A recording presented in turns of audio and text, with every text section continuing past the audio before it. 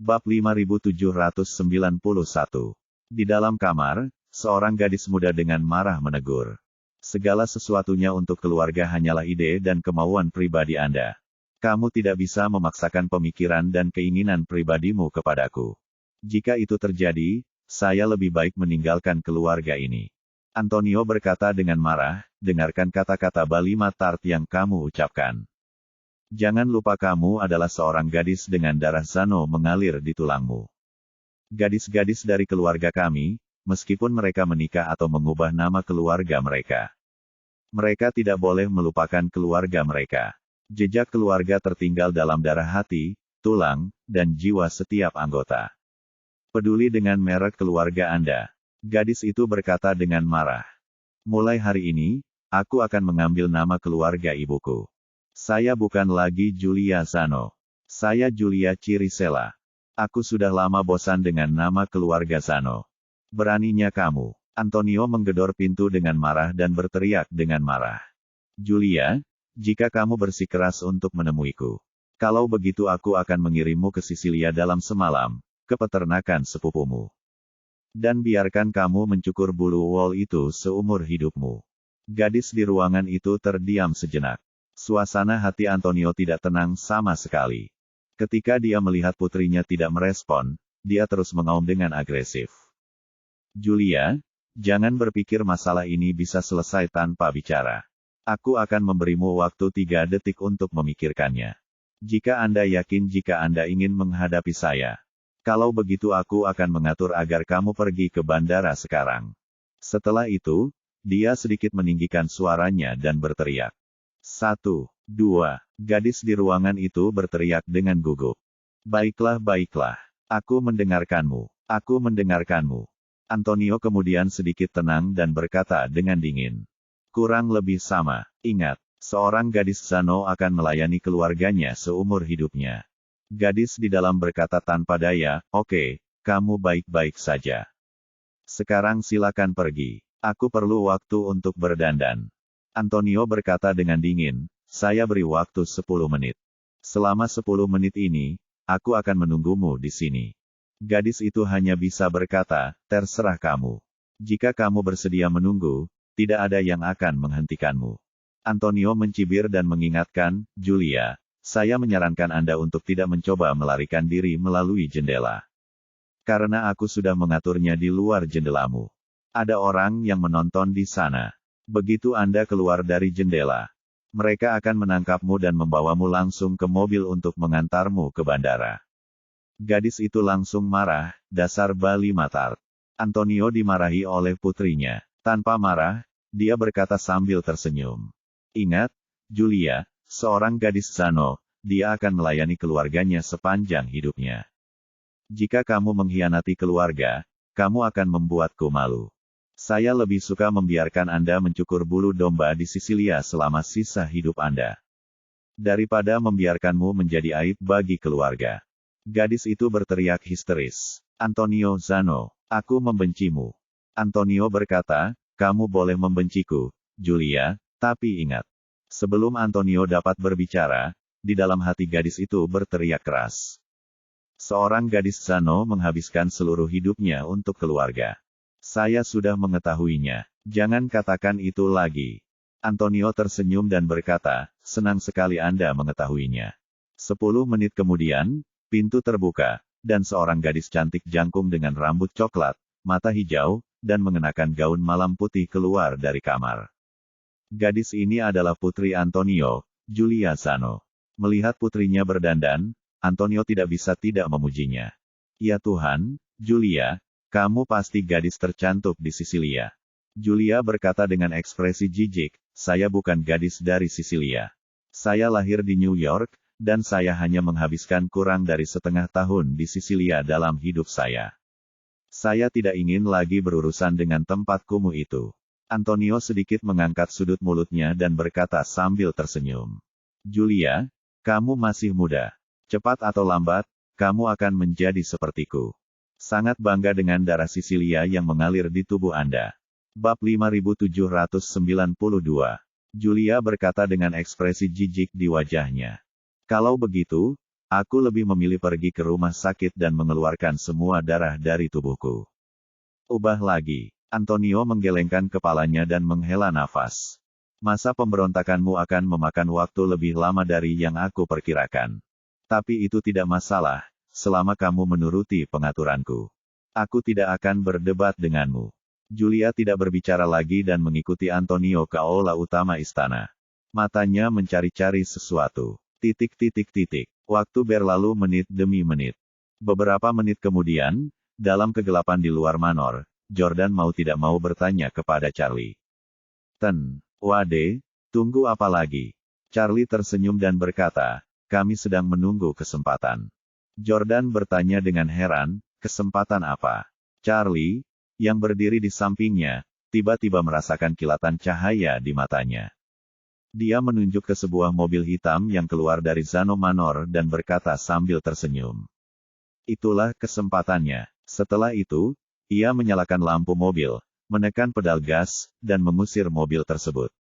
Di dalam mobil berwarna hitam, Julia yang mengenakan gaun malam berwarna putih, bergegas keluar dari mobilnya. Dia hanya sengaja mencari kesempatan untuk merusak ujung roknya. Dan kemudian menggunakan alasan berurusan dengan ujung rok untuk melarikan diri dari aula utama. Dan kemudian menemukan mobil hitam dengan kuncinya di halaman. Saat ini, dia tidak tahu kemana dia harus pergi. Dia hanya ingin memanfaatkan kesempatan untuk melarikan diri dari tempat ini sebelum ada yang bereaksi. Namun, pada saat dia mengemudikan mobilnya keluar dari istana dengan panik, sebuah mobil Chevrolet tiba-tiba melaju di jalan depan manor. Dia secara tidak sadar ingin menginjak rem, tetapi tidak berhasil. Dia mencoba yang terbaik dengan kaki kanannya dan tidak bisa menginjak pedal rem sedikit pun. Dia tidak tahu bahwa dia, atau lebih tepatnya, mobil yang dikendarainya, adalah kesempatan yang sudah lama ditunggu-tunggu Charlie. Oleh karena itu, terlepas dari siapa yang mengemudikan mobil tersebut, dia langsung memblokir pedal rem dan kolom kemudi dengan energi spiritualnya. Membuat mobil tidak bisa melambat atau berbelok. Saat ini, Julia berusaha sekuat tenaga tetapi tidak mampu mengendalikan mobilnya. Dia hanya bisa menyaksikan mobil itu keluar dari manor dan mendarat di sisi bagasi Chevrolet dengan keras. Chevrolet itu tertabrak dan berputar-putar di jalan. Dan dia juga terguncang oleh dampak ledakan dan dampak meledaknya airbag. Saat ini, anggota mafia yang berjaga bergegas untuk memeriksa. Semua orang mengenali mobil itu milik anggota keluarga Zano. Jadi mereka segera melangkah maju, membuka pintu taksi, dan menarik keluar pengemudinya. Ketika semua orang melihat wanita tertua, Julia, sedang mengemudi. Mereka tidak bisa menahan diri untuk tidak berseru, Nona. Kenapa kamu? Julia melepaskan tangannya dan duduk di tanah dengan posisi terpuruk, sesaat merasa sangat putus asa. Melihat dia hendak melarikan diri, siapa sangka akan terjadi kecelakaan mobil saat dia sampai di depan pintu. Tidak ada kesempatan untuk melarikan diri sekarang. Bagaimana jika ayahnya mendapat kabar dan melihat dia berusaha melarikan diri? Dan dia tidak bisa membayangkan bagaimana dia akan menghukumnya. Selama dia tidak berhasil kali ini, dia pasti akan mengambil tindakan pencegahan yang ketat terhadapnya. Jika dia mencoba melarikan diri di masa depan, dia tidak akan pernah punya kesempatan. Tepat ketika Julia panik dan tidak berdaya, tidak tahu harus berbuat apa. Pintu mobil Chevrolet tiba-tiba terbuka. Dan seorang pria berwajah oriental keluar dari mobil, menunjuk ke arahnya dengan marah, dan berkata, "Hei, apakah kamu tidak tahu cara mengemudi? Saya mengemudi dengan baik, tetapi Anda baru saja menabrak saya. Apakah kamu tidak tahu cara mengerem?" Menghadapi tuduhan itu, Julia hanya bisa gigit jari dan berkata, "Maaf, sepertinya ada yang tidak beres dengan mobil saya. Saya tidak bisa menerapkan jeda. Tidak bisa menghentikan mobilnya." Charlie berkata dengan agresif. "Kamu punya Maybach. Saya tidak percaya Maybach tidak bisa berhenti. Jika Anda tidak memiliki keterampilan yang baik, katakan saja, tidak ada salahnya." Julia mengangguk berulang kali. Dia berkata dengan sedih. "Kamu benar, jangan khawatir, aku akan mengganti kerugianmu." Charlie berkata, "Saya mengandalkan mobil ini untuk menghidupi keluarga saya. Jika kamu memukulku seperti ini, aku pasti tidak akan bisa bertahan selama beberapa hari." Anda sudah selesai, Anda harus memberi kompensasi kepada saya atas kehilangan pekerjaan selama 10 hari. Setidaknya $100,000. Menurutku kamu tinggal di rumah yang bagus. Anda tidak boleh kekurangan uang, $100,000 tidak berarti apa-apa bagi Anda. Cepat berikan aku uangnya, masih ada yang harus kulakukan. Semua anggota mafia berjas dan berdasi di sekelilingnya tercengang. Apakah dia tidak takut? Orang ini sebenarnya berani memeras putri bos keluarga mafia di depan pintu rumah mafia. Untuk $100, hanya Chevrolet jelek ini. $100 bisa membeli banyak.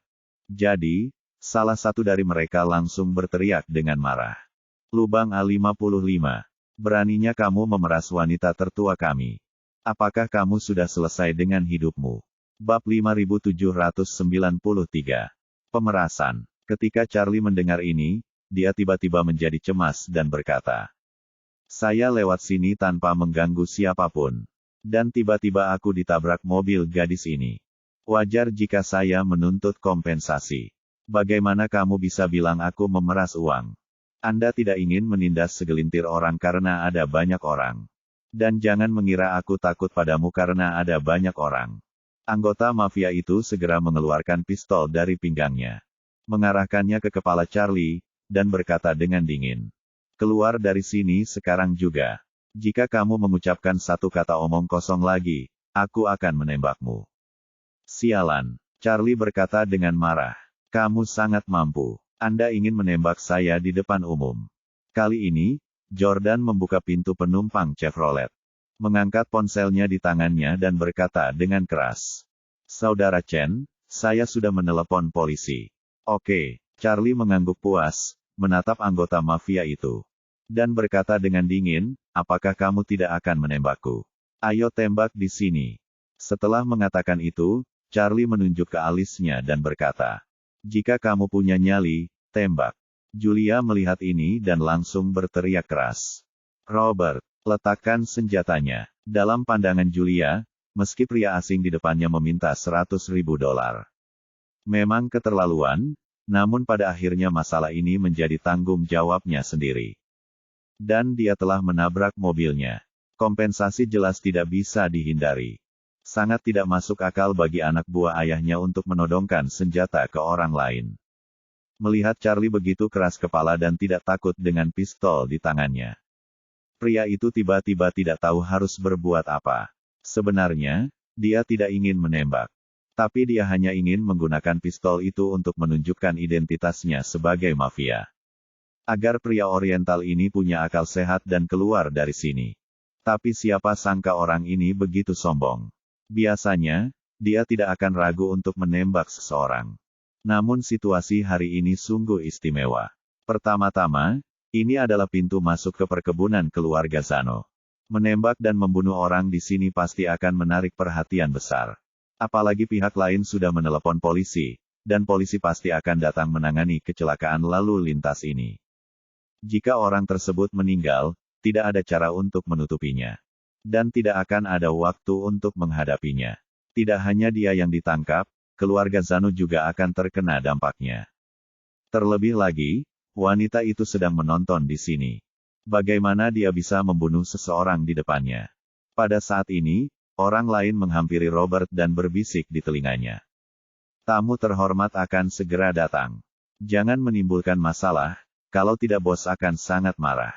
Punggung Robert ketakutan, dan dia segera bertanya, "Apa yang harus kita lakukan sekarang?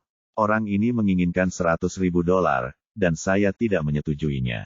Setelah berbicara, Robert menatap Julia dengan tenang dan berkata, "Wanita itu masih di sini. Apa yang harus saya lakukan?" Pria itu berkata dengan cepat, "Apakah kamu bodoh? Tidak bisakah kamu melihat bahwa wanita itu ingin melarikan diri? Jika Anda menanganinya dengan benar, bos tidak akan menyalahkan Anda. Tetapi saya akan berpikir bahwa kecelakaan mobil ini terjadi karena alasan yang baik. Kalau bukan karena kecelakaan mobil ini dan wanita tertua pergi, apakah perjamuannya akan diadakan malam ini?" Robert langsung sadar kembali dan sangat gembira. Dia berkata dengan cepat, "Kalau begitu saya akan memberitahu bos sekarang." Setelah itu, Robert mengeluarkan walkie-talkie dan berkata, "Tolong beritahu bos bahwa wanita tertua mengalami kecelakaan mobil di depan pintu. Tolong minta dia untuk datang secepat mungkin." Mendengar ini, Julia segera berjuang untuk berdiri dan berkata kepada Charlie, "Tuan, apakah Anda tidak ingin $100.000? Kau mengantarku ke suatu tempat, dan aku akan memberimu uang." Charlie sudah lama mendengar bisikan antara Robert dan orang lain. Dan kemudian dia menyadari bahwa gadis muda di depannya ternyata adalah putri dari bos keluarga Zano. Bukankah ini hanya seseorang yang memberinya bantal saat tertidur? Bagaimana dia bisa melepaskan kesempatan yang begitu bagus? Bab 5794. Jadi, dia berkata dengan ekspresi bajingan di wajahnya. "Tidak, aku ingin uang tunai, dan aku akan menunggu di sini. Jika kamu tidak memberiku uang, saya akan menunggu sampai polisi datang." Julia tampak gugup dan putus asa saat dia memohon. "Tuan, bawa saya keluar dari sini, dan saya akan memberi Anda $200.000. Charlie tetap bergeming, "Saya ingin uang tunai, dan saya menginginkannya sekarang." Air mata cemas Julia hampir mengalir. Dia sering melihat kembali ke istana, takut ayahnya akan mengusirnya kapan saja. Namun, Charlie tidak memberinya kesempatan. Pada saat ini, seorang pria jangkung dan gemuk berjas berlari keluar dengan cepat. Diikuti oleh sekelompok besar orang. Ketika Julia melihatnya, ia langsung putus asa, karena pria berjas yang berlari di depan adalah ayahnya Antonio. Antonio marah dan cemas saat ini. Dia tidak pernah menyangka putrinya secara tidak sengaja mematahkan ujung roknya tadi. Dia bilang dia akan mencari jarum dan benang untuk memperbaikinya. Namun ia mendengar laporan dari bawahannya bahwa putrinya mengalami kecelakaan mobil di gerbang istana. Setelah mendengar berita tersebut, pikiran pertamanya adalah tidak peduli dengan keselamatan putrinya. Namun karena takut putrinya akan melarikan diri, maka dia mengusirnya dengan panik. Ketika Julia melihatnya, dia berjuang untuk melarikan diri. Namun ditangkap oleh Charlie. Dia berkata dengan serius, "Nona, jika kamu melarikan diri sekarang, itu akan menjadi tabrak lari." Julia cemas, menghentakkan kakinya. Dia yang masih merasa bersalah terhadap Charlie kini ingin menamparkan wajahnya. Dalam keputusasaan, dia hanya bisa menunjuk ayahnya yang semakin mendekat, dan berkata, "Pria itu adalah ayahku. Dia akan memberimu uang untukku. Tolong minggir dan biarkan aku pergi." "Itu tidak akan berhasil." Charlie berkata dengan tegas, "Jika kamu memukulku, aku akan meminta kompensasi darimu. Ini tidak ada hubungannya dengan orang lain. $100.000, tidak kurang 1 sen pun." Air mata keluar dari mata Julia karena marah, dan dia hendak mengatakan sesuatu. Antonio telah mendatanginya, memandangnya, dan berteriak dengan marah. "Julia, jelaskan kepadaku mengapa kamu ada di sini." Julia pun mempertaruhkan nyawanya dan berteriak keras. "Karena aku ingin meninggalkan tempat ini. Jangan biarkan siapapun di antara kalian menghentikanku." "Beraninya kamu," Antonio berteriak dengan marah. "Jika kamu meninggalkan rumah ini, kamu akan pergi ke Sisilia dan mencukur bulu domba seumur hidupmu." "Saya tidak akan pergi," Julia berkata dengan marah. "Saya ingin memutuskan hubungan dengan Anda. Mulai sekarang, saya akan mampu menghidupi diri saya sendiri, hidup dan mati sendiri. Dan hidup dan matimu tidak ada hubungannya denganku." Antonio berkata dengan marah, "Sungguh keterlaluan. Jika kamu dilahirkan dalam keluarga Zano, kamu akan menjadi anggota keluarga Zano selama sisa hidupmu." Setelah itu, dia berkata kepada beberapa orang di sekitarnya, "Bawa kembali nona muda itu." Julia langsung ingin melepaskan diri. Tapi ada begitu banyak orang di seberang sana sehingga dia, sebagai seorang gadis, tidak bisa menolak mereka. Melihat dia akan dibawa pergi, Charlie langsung berkata dengan marah, "Kalian bekerja sama untuk memerankanku, kan? Mana uang saya? Dia belum memberikan kompensasi kepada saya. Jadi dia tidak bisa pergi kemana-mana." Antonio mengerutkan kening pada Charlie. Dia bertanya dengan dingin, "Siapa kamu?" Charlie memandangnya dan berkata dengan sikap yang tidak rendah hati atau merendahkan, "Putrimu menabrakku dengan mobil, dan kamu ingin dia pergi tanpa membayarnya. Kamu menindas orang yang jujur. Antonio mengerutkan kening dan memandang Charlie, lalu melihat kedua mobil yang terlibat dalam kecelakaan mobil itu. Setelah hening beberapa saat, dia mengeluarkan dompetnya, mengeluarkan uang tunai $1.000. Menyerahkannya pada Charlie, dan berkata dengan tenang. Dengar, kamu menghentikannya untukku. Demi putriku, ambillah $1.000 ini dan pergi dari sini. Charlie mencibir dan berkata dengan nada menghina. Anda ingin mengirim saya pergi dengan membawa $1.000. Apakah kamu tergila-gila menjadi miskin, atau aku tergila-gila menjadi miskin? Antonio tidak menyangka Charlie akan begitu bodoh. Ekspresinya tiba-tiba menjadi sangat dingin. Dia menatap Charlie dan bertanya dengan tegas, berapa yang kamu inginkan? Setelah menanyakan pertanyaan ini, Antonio terus menatap mata Charlie, menunggu. Melihat kutipan Charlie, dia bahkan berpikir, bocah bodoh ini berani menjadi serakah di hadapanku. Dia tidak takut mempertaruhkan nyawanya demi uang. Dia satu-satunya yang berani menyebutkan angka melebihi $5.000 AS. Aku baru saja membiarkan seseorang memelintir kepalanya. Kali ini, Charlie menatap tatapan Antonio, berdeham, dan berkata dengan keras. Dengarkan, $100.000 AS, tidak kurang 1 sen pun. Bab 5795. Mulut Antonio bergerak-gerak 2 kali saat mendengar tawaran Charlie. Dia mengertakkan gigi dan tersenyum, oke, kamu benar-benar mampu memeras mafia. Charlie bertanya dengan rasa ingin tahu, hei, apakah kamu seorang mafia? Antonio mencibir, apa, kamu tidak melihatnya begitu saja? Setelah itu, dia mengambil kembali $1.000 itu ke dompetnya dan berkata kepada Charlie dengan tatapan angkuh. Sekarang kamu tahu identitasku, kamu bisa keluar sekarang.